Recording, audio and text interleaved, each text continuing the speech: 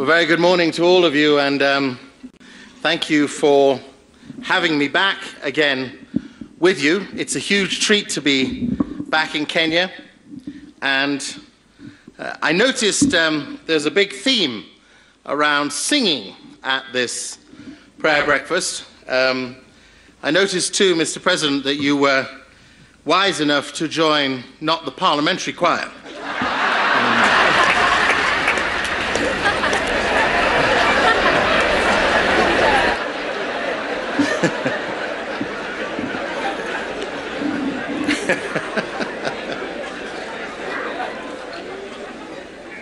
I also noticed that in their first song they call themselves Wretched, but that is what's in Amazing Grace. So,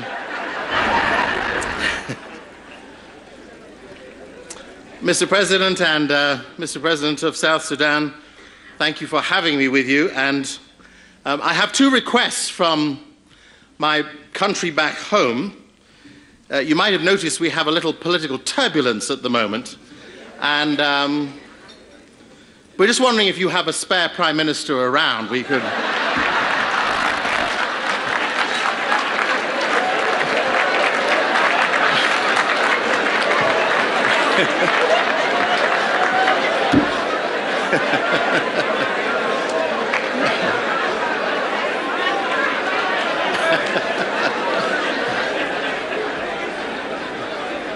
Genuinely, all offers gratefully received.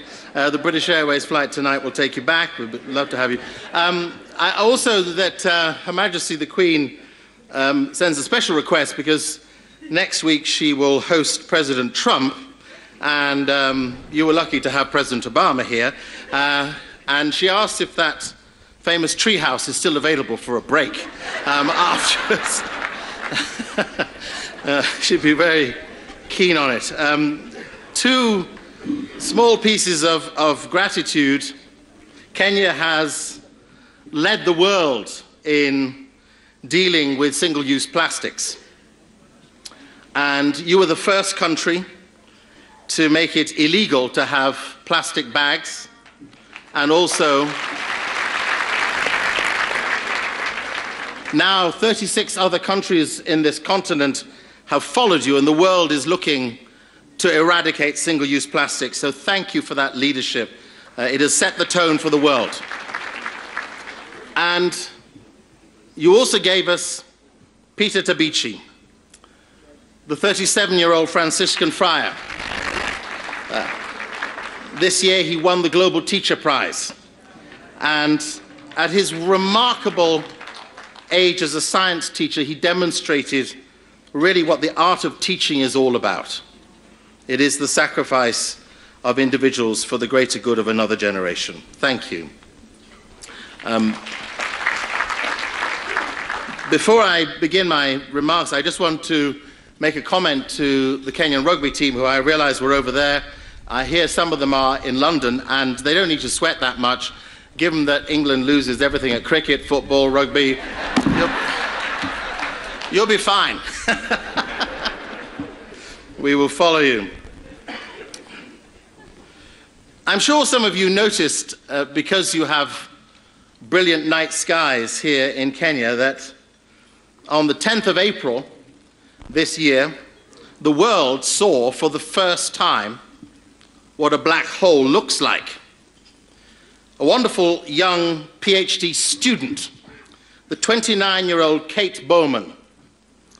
Kate Bowman, who had been working at the Massachusetts Institute of Technology for 6 years from the age of 23, had finally managed, working closely with 200 researchers and literally a galaxy of scientists, captured an image from 55 million light years away, the image of a black hole. That image was literally scanned around the world. And within seconds, the world saw what scientists have wondered whether it was ever conceivable to capture. What does a black hole look like? Or we might theorize about what's in it is the end of something. But many scientists said this was a dream come true, a secret moment, sweet, For a long time in the making, a life-changing moment of history. Science has finally shifted our knowledge and given us a new paradigm. But the woman who applied herself for 6 years to work hard said this was her passion: coming up with ways to see and measure things that are invisible. Coming up with ways to see the invisible. We live in such a tangible world. Governments are meant to be about delivery, and nations look for the fulfillment of promises. But let me guide you towards the intangibles, the invisibles. Let me encourage you with 7 vital invisibles. Number 1, optimism is invisible, but it's so tangible when you see it. Number 2, generosity is invisible, but it is absolutely impactful. Number 3, purpose, our own purpose, is invisible, but it's very evident when you don't have one. Number 4, values are absolutely invisible, but fundamental. The greatest modern investor in the world, Warren Buffett, famously said, when I recruit people, he said, I look for 3 things: intelligence, enthusiasm, and integrity. And if you don't have the last one, I'm not interested in the first 2. God is invisible, but with faith we see him. Truth is invisible, but it is the rock on which a solid foundation for a nation and life is built. And forgiveness is invisible, but without it, there is no liberty in life at all. I had a remarkable experience in January sitting next to a Turkish Muslim lady. We were in the snow hills of Davos in Switzerland, and we were sitting talking together about some research that she's completed. She holds a senior position in Barclays Bank, responsible for emerging markets. And she shared with me the work that she had done on the Artemission in Ephesus, the world's longest bank, held for 800 years in authority and position, held in Ephesus, which is now in modern Turkey, from the 7th century BC to AD 400. She produced a major article for the Financial Times in London in August last year. Her inquiries into this famous Artemission Bank tell us something very important about how we think about nation building. The Grand Temple of Artemis in Greece was one of the 7 wonders of the world at the time. Great banking institution, held in high honor and regard.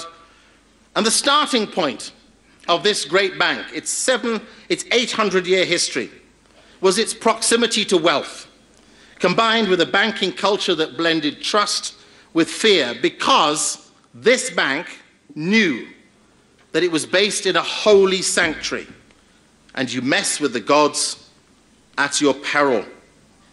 The Artemission began as a deposit, a center of wealth deposits for those who came through the city, knowing that the city's temple god was there to be honored and respected. This was no annual event where people would turn out and just say prayers and sing songs. This was a recognition that in day-to-day life, God was watching. So in her research, she said there were 3 fundamental things about the strength of this famous Artemission Bank. Now, I say this because you'll all know there isn't a single financial institution in the world today that passes more than 340 years. So to get to 800 years was a remarkable miracle. Here were the 3 fundamentals of that famous Artemision bank. Number one, it had a high purpose. It had a high purpose. It knew that it was accountable to the goddess, and there was a strong ethical code. The guiding high principle was that sound financial performance sustained a nation's quality of life. Second, leadership. The leadership of the bank was governed by and characterized by high levels of personal accountability.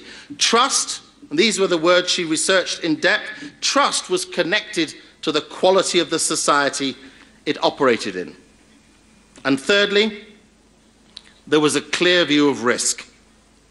Clarity and transparency were the fundamental underpinnings of the financial system of the day.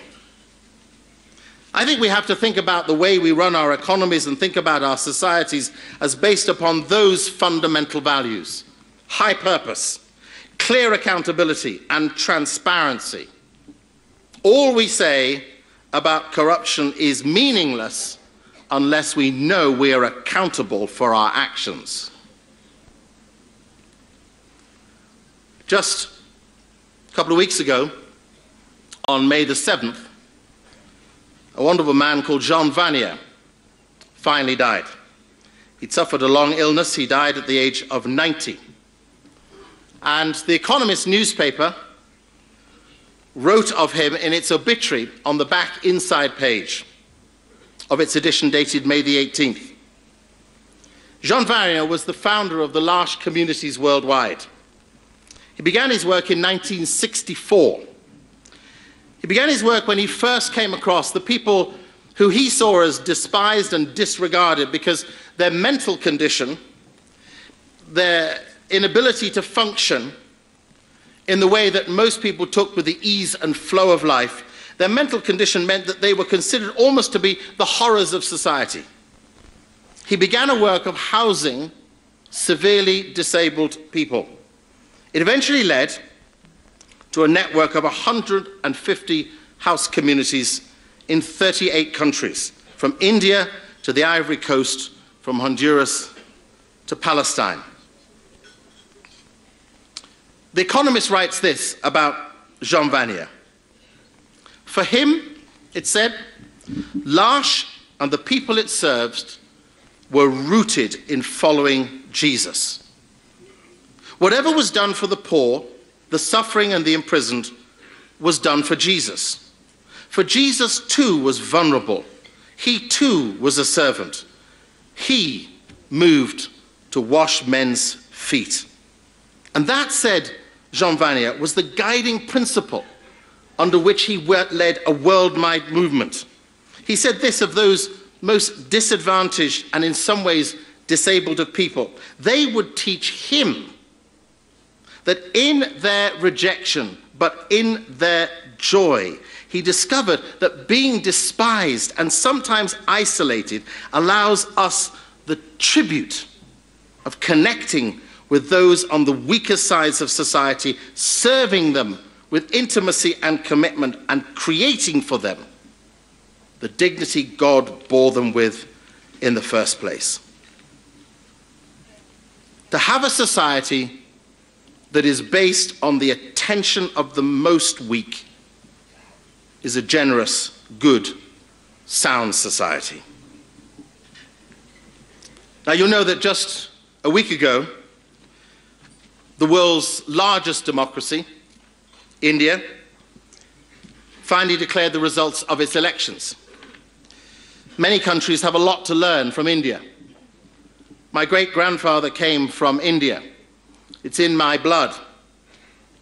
My father was born in Angola, but his parents were from the Calcutta region. And I was reading the speech of Nehru, the first Indian Prime Minister from 1947, at the point at which India received its independence. Many of you will know that it was indeed a bloody and uncomfortable history, a place of great shame for those who held India entrapped. Well, Nehru was the leader for 17 years. And what I was particularly astounded by was his speech in 1947, on the first day in which India became a free nation. Prime Minister Modi just won an outstanding election. Very interesting that, again, in The Economist's reflection of the qualities of Prime Minister Modi, they said this about him: it isn't just his charisma which has caused his vote to accelerate so significantly in this 1.2 billion people nation, the biggest democracy on earth, a top 10 economy in the world, at a point at which, for many of us, we can remember a history where India was seen as just a land place of the despised and the poor, but now it is a place of economy and liberty and freedom, of enterprise and thought. But this is what The Economist also said of Mr. Modi. Mr. Modi, he said, appears to rise heroically above his foes. He becomes a vessel for dreams, not only of national glory, but also of individual dignity. He involves his followers in a story that promises a happy ending. Now, I know many of you are jockeying for the elections in 2022. But let me encourage you to think about how Modi became a man of dreams and how Nehru set out a challenge to his nation that I know your president holds dearly to his heart. Think about these things first. This is what Nehru said. At the stroke of this midnight hour in 1947, when the world sleeps, India will awake to life and freedom. A moment comes, which comes but rarely in history, when we step out of the old to the new, when an age ends, and when the soul of a nation long suppressed finds utterance. It's fitting that at this solemn moment, we take the pledge of dedication to the service of our country and to her people. He went on to say, are we brave enough and wise enough to grasp this opportunity and accept that the future is our challenge? The future is not one of ease or resting, but of incessant striving, so that we may fulfill the pledges we have made so often and the ones we must take on board today. For the service of the millions who suffer, said Nehru, the service of the millions who suffer, it means the ending of poverty, the ending of ignorance, the ending of disease and inequality. It means the ambition that the greatest men of our generation have long seen to wipe away every tear from every eye. That is what lies before us, and that must be our purpose. As I have been watching the issues we've struggled with back home, if there's one thing that has bothered me, not just in the UK, but across Europe, North America, and elsewhere, it is that people's faith in democracy is declining. To vote is no longer a potent moment. When Mr. Mandela was elected as president in South Africa, 89% of its voting people came out to vote. Just 2 weeks ago, just 43% came out to vote. Democracy is in trouble. Leadership is not necessarily seen to be about the cause of the people. So I was fascinated by an article written in the Financial Times by the economist Martin Wolf. He was assessing the pressures of democracy worldwide. And he said there are 10 critical principles that every leader in government must pay attention to and hold so that we can preserve the value of democracy and the significance of the people's right. Here are the 10 principles. Number 1, leadership matters. The quality of those who lead is not in their ability to wow the crowd, but it is in their characters. and in the essence and quality of their hearts. Generosity, commitment, sacrifice, and service. Second, competence matters. Competence matters because when we promise, we must meet the promise. Competence is less about what others demand, but more about what we know we have promised to fulfill, and therefore we will. Thirdly, citizenship matters. A democracy, says Wolf, is a community of citizens. All of us have that fundamental role to play in building a nation's prosperity and its prospects. It is not for the elite alone. It is for all of us in every corner to grab the challenge. Fourth, inclusion matters. Just like John Vanier, we cannot leave aside those who are disabled or disregarded. It matters that everyone is included and we break the inequality bound that afflicts our nations. Fifth, economy and its reform matters. For without reform, without fair taxes, and these are his comments, without a sound economic fabric, in the end, we only disadvantage the poor more. Sixth, local matters. Because things that matter to people in their neighborhood must matter to people in power and privilege. Seven, public service matters. That public service is not about public servants, but is about the opportunity every one of us has to grab a duty at our corner and do something with it. Number eight, globalization matters because we live in a world we must serve and set an example for, and that's why the work you've done on plastics is so powerful. Number nine, looking ahead matters. A vision must be bigger than the moment of an election, he says. We must always see way beyond the horizon and think in decades and generations. And finally, complexity matters. A politics that rests on popular anger and despotic whim is sure to fail. The only question is how long. The right response has to be a politics that's based on realism, hope, and opportunity.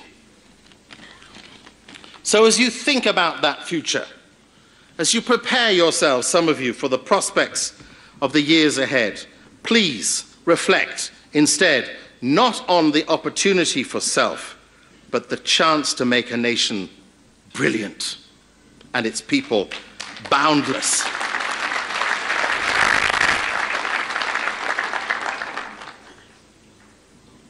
Let me wrap up with reading you a psalm, the prayer of Moses, Psalm 19.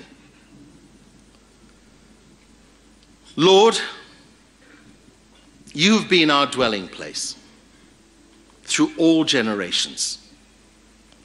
Before the mountains were born, or you brought forth the whole world, from everlasting to everlasting, you are God. You turn people back to dust, saying, return to dust, you mortals. 1,000 years in your sight are like a day that has just gone by, or like a watch in the night. Yet you sweep people away in the sleep of death. They're like the new grass of the morning. In the morning it springs up new. By evening it's withered and dry. Lord, we're consumed by your anger. We're terrified by your indignation. For you have set our iniquities before you. Our secret sins are seen in the light of your presence. All our days pass away under your wrath. We finish our years with a moan. Our days may come to 70 or 80 if strength endures, yet the best of them are but trouble and sorrow. And they quickly pass and we fly away. If only we knew the power of your anger. Your wrath is as great as the fear that is your due. Teach us to number our days so that we may gain a heart of wisdom. Satisfy us in the morning with your unfailing love, that we may sing for joy and be glad of all of our days. Make us glad for as many days as you have afflicted us, for as many years as we have seen trouble. May the favor of the Lord our God rest on us. Establish the work of our hands for us. Yes, Lord, establish the work of our hands.